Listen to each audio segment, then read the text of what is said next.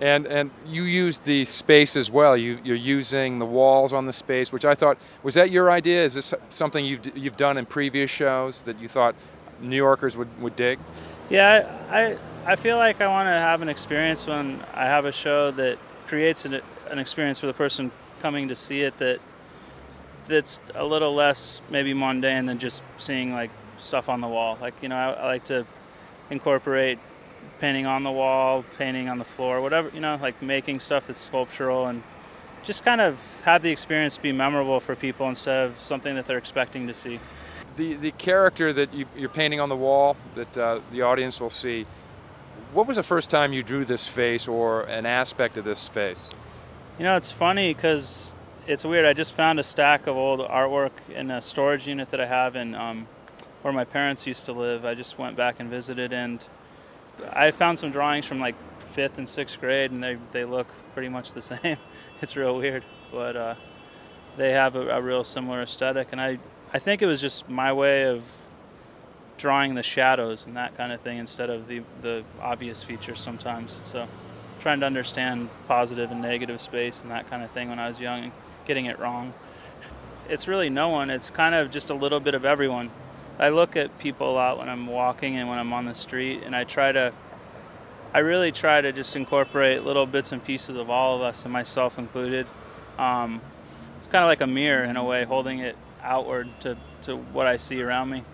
And I've always sort of been interested in people's faces, and they kind of have a lot of interesting stress marks and things that like kind of carry the weight of their existence on their face. It kind of tells their story in a way. You don't even have to talk to someone sometimes, and you can see that they've been through a lot, that kind of thing. And I've always been interested in that. I always liked, without being rude and staring at people, I was always looking at people and seeing what their face said to me. And I think I think the character is kind of a conglomerate of everyone, for that reason. Now, speaking of space, oftentimes audiences don't get to see how an artist or a gallery looks at a space and then decides what piece goes where.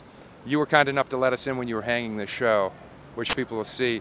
How did you, when you first walk into a space, is there a wall you're drawn to? You say, I know where this is going to go, or do you take all of your work, lay it on the floor, and then start putting it up? It kind of depends. Each show is different. This space has kind of an unusual shape to it, and I usually like that. I like places that aren't just a box usually. I like places that have little nooks and weird surfaces because it's funner for me to kind of do an installation and integrate things that like I have that might be three-dimensional. My flaw, if you want to call it that, is I usually make too much artwork, and then when I go to a show I have more than I need to choose from, which ends up working out because I can make it fit the space a lot easier.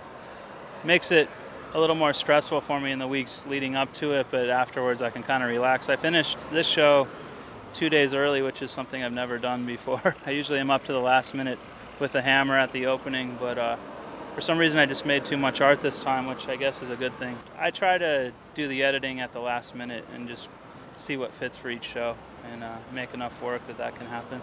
I feel lucky that anyone cares, honestly, and I'm glad that I'm able to do this. I feel really fortunate to be able to fly around the world and do what I would be doing, anyway in my room, but I feel really lucky that people are generous enough to asked me to do it. So, Do you also think because artists like yourself understand that people who want to collect art can't always afford these exorbitant prices that a lot of gallery owners throw at them? It's almost like they're creating an obsoletism with their artists before they've even established them.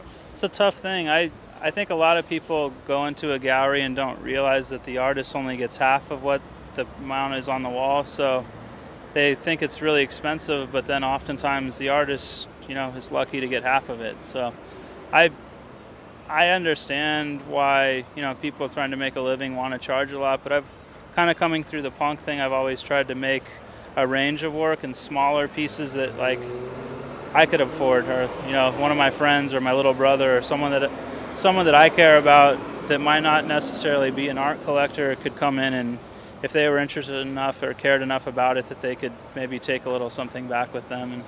And I I give a lot of stuff away too because I don't know. I just feel like I can always make more. So I've heard both arguments to this, Rich.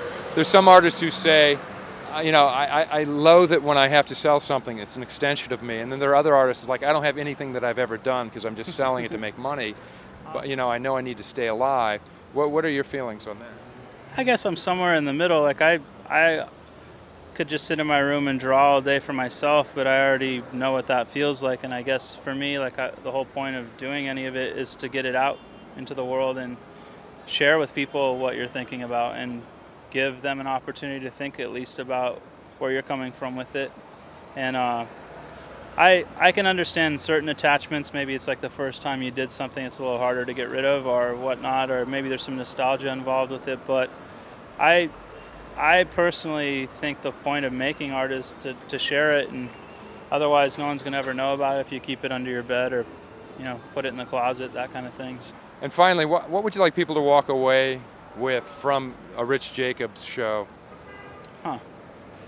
I guess for me, I'd like for them to get excited about making artwork themselves, maybe inspire them in some way to go home and draw a picture if they feel inclined to do that, or make fun of it or talk about it a little bit, at least bring it out of the gallery a little bit so they can think about it. Maybe I've been lucky enough to help get people to think a little bit. If I can do that, then I feel like I've succeeded on some level. And I want people to get involved and do things and not just be a witness or a spectator. Things only get done when we all get involved, and I like for people to come away with maybe a renewed enthusiasm for making stuff. So that's the best possible situation for me. So. Well, Rich, I love your work, and I hope that the people watching this are inspired by your work as well. Continued success. Thanks a lot. I really appreciate the interest, and thanks for talking to me. We'll see you soon. Dusty Wright for the Culture Catch, Rich Jacobs. Do you have a website yet, man? You're working on it, right? It's yeah. Under construction. I have some stuff on New Image Art Gallery's website, and I have some stuff on RukaClothing.com's website. So both friends of mine and companies that I deal with and stuff. So. All right. Well, look for it there, and we'll look for you soon. Thanks, man. Thanks a lot. Appreciate it. Culture.